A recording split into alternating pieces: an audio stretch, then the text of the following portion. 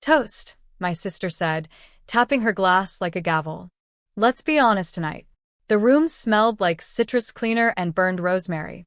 New Year's Eve at my parents' house always did. Forced brightness, old grudges polished until they shone. My parents sat at the head of the table, close enough to touch hands, far enough not to. My sister, Lila, had the center chair. She always did. My name is Naomi Keller, I'm 34. I learned early how to make myself small. I folded napkins. I refilled drinks. I laughed at the right volume. My sister learned how to take space. That night, she wore red and the confidence of someone who had never waited her turn. Dad lifted his glass.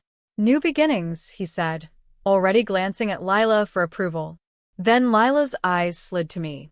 Not warm, not curious. Sharp, like she'd found a loose thread and couldn't resist pulling.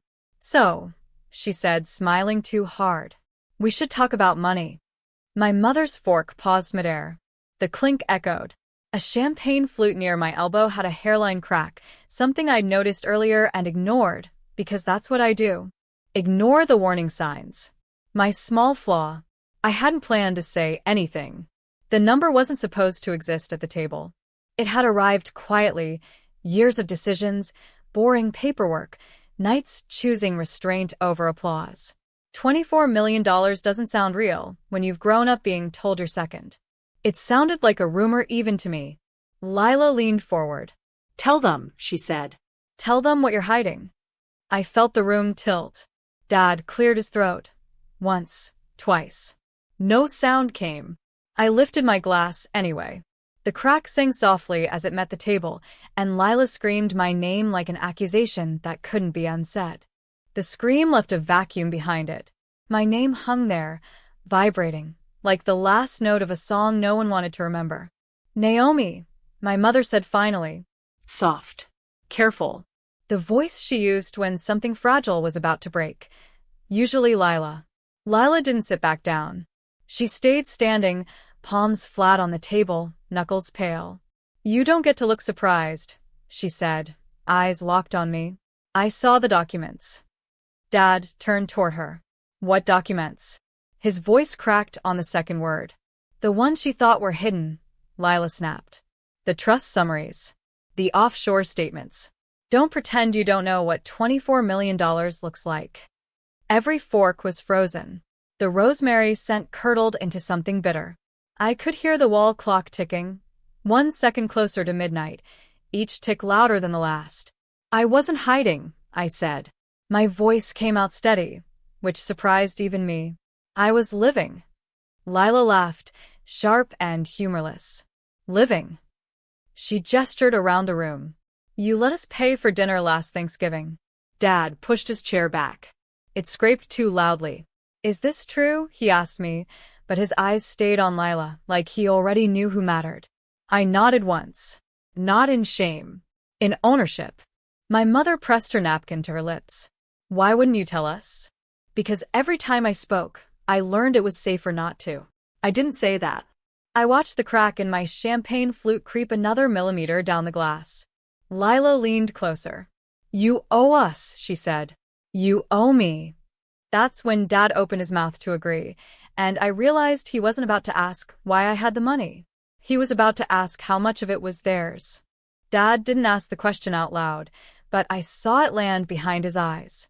A calculation. A quiet rearranging of loyalty. Well, he said, rubbing his jaw, family doesn't keep secrets like this. Lila seized on it immediately. Exactly. Family shares. She reached for my glass, then stopped, noticing the crack. Figures, she muttered. Even your glass is broken. My mother shot her a warning look. It didn't slow her down. You know what this feels like? Lila said, pacing behind my chair. Like theft. Like you stole a life that should have been mine. I flinched, not because it hurt, but because it was familiar. The idea that I existed in her shadow only until she needed my light. I didn't take anything from you, I said. I built something. With whose help? She demanded. The question cracked the room open. My first job at 16. The scholarships I stacked like bricks. The nights I slept in my car because moving home meant being small again. None of that fit her story. Dad sighed. You could have helped us, he said, like a compromise. We've been supporting Lila through a hard year. A hard year meant 2 startups she quit, and a third she never started. I watched my mother nod, already rewriting history. That money, Lila said, voice dropping, could fix everything. Fix her. Fix the imbalance she'd always sensed but never named. I stood. My chair barely made a sound. The clock ticked again, 11:58. I didn't tell you, I said, because I knew this would happen. Lila scoffed. Oh, please. No, I continued. You wouldn't ask how I earned it. You'd ask why you don't have it. Dad opened his mouth, closed it. The first time I'd ever seen him hesitate between us. The crack in the glass reached the stem. I set it down before it could shatter. Lila leaned in, whispering so everyone could hear. You're not better than us, Naomi. The truth arrived quietly, like midnight itself. I never said I was. Midnight hit with a burst of fireworks outside, light flashing through the windows like a warning we all ignored. Lila clapped once loud. Well, she said, Happy New Year to us. Dad finally found his voice. Everyone sit down. He looked at me then really looked, as if trying to remember when I became someone he didn't recognize. Naomi, we need to talk about responsibility. There it was. The word he only used when Lila needed rescuing. Responsibility, I repeated. I tasted it. It didn't belong to me. Mom reached for my arm. Her hand was warm, familiar. Honey, you know your sister's struggling. This money could stabilize things. Just temporarily. Temporarily had lasted my whole life. Lila slid a folded piece of paper across the table. I already drafted something, she said lightly. A loan agreement. No lawyers. Family style. I stared at the paper. My name was typed wrong. 1 letter off. It shouldn't have mattered, but it did. Even now, she couldn't see me clearly. Dad nodded. That seems reasonable. I didn't touch the paper. Instead, I reached into my clutch and pulled out my phone. The case was chipped at the corner, another thing I never replaced because it still worked. I want to be clear, I said. You're asking me to fund Lila's life. Lila bristled. I'm asking for support. Then say support, I replied. Not family. Not obligation. Silence. The fireworks faded. Only the clock remained, 12:03. Dad's patience snapped. After everything we've done for you. I laughed. It surprised all of us.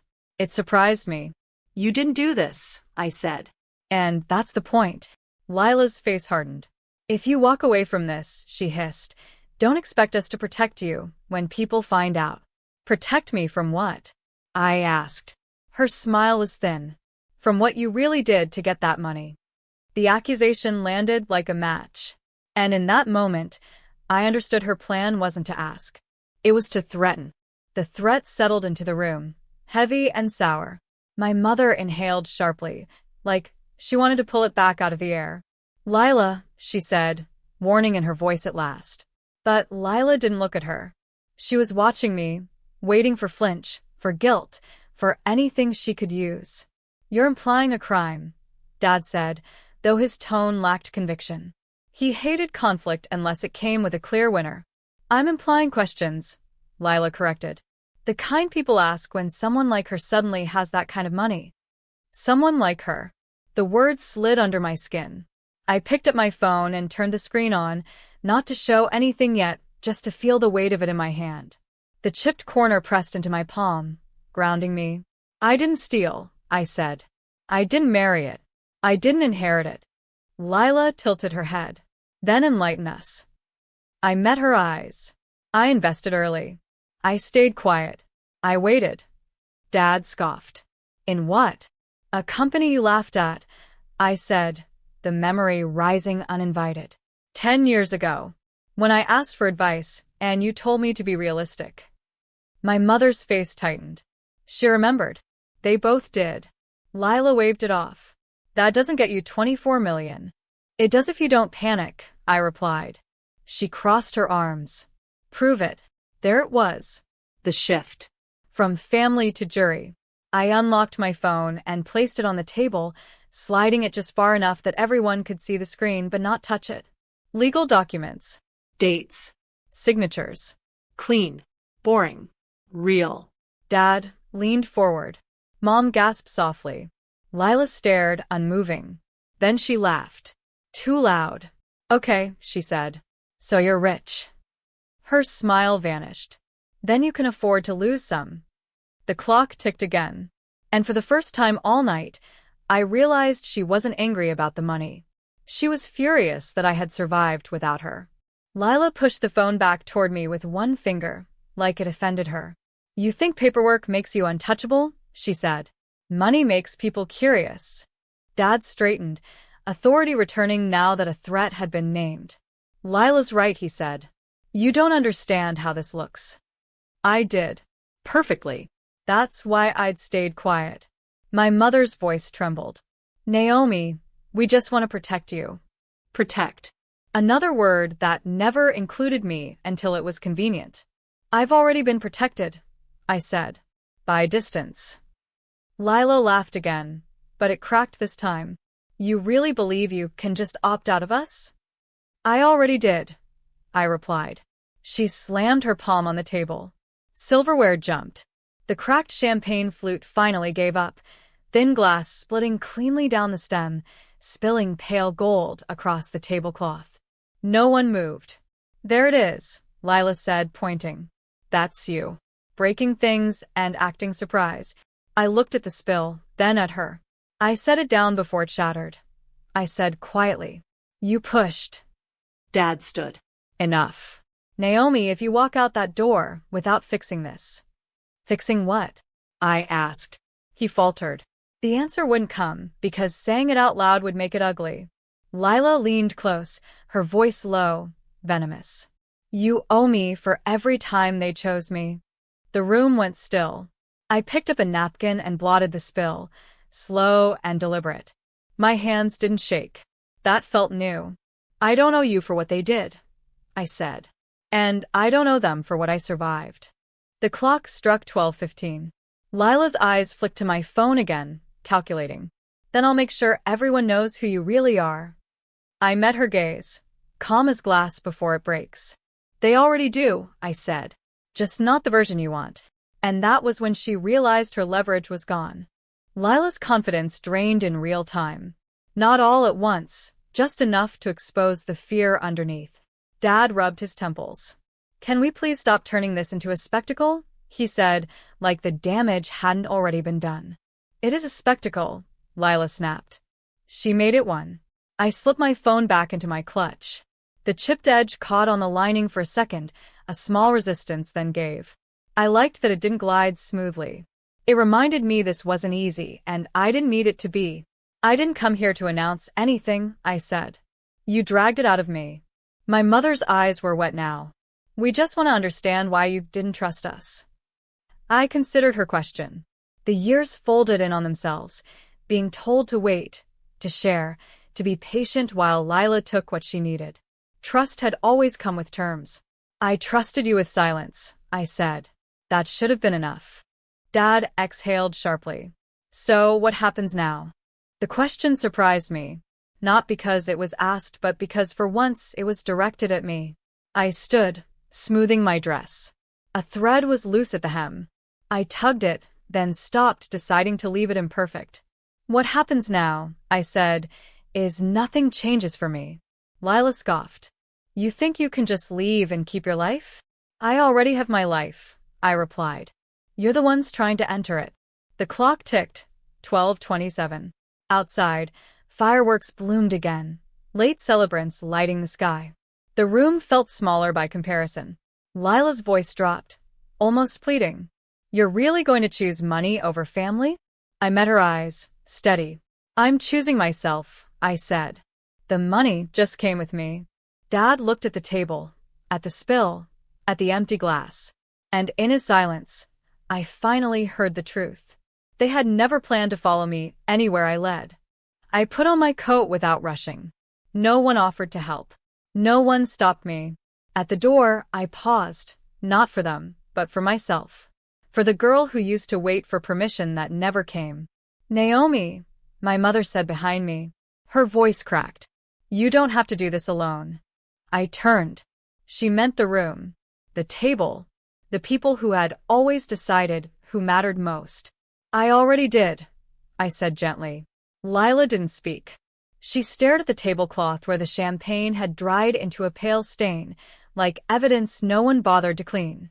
For the first time all night, she looked small. Not powerless, just unchosen. Dad cleared his throat, finally finding the words he'd lost earlier. We can talk tomorrow. I nodded. Not in agreement. In closure. Outside, the air was cold and clean. Fireworks cracked overhead, bright and brief, then gone. I walked to my car and sat for a moment before starting it, watching my breath fog the windshield. The crack in the glass from earlier replayed in my mind, not the breaking, but the moment before. The choice to set it down. To stop holding what was already fractured. I didn't take my phone out. I didn't need proof anymore. The revenge wasn't in denial or exposure. It was quieter than that. It was the sound of a door closing without drama. The knowledge that my life no longer required their approval to exist. If this ever happened to you, say same in the comments. I drove away as midnight settled fully into the new year, carrying nothing with me but what I'd earned, what I'd kept, and what I'd finally stopped offering.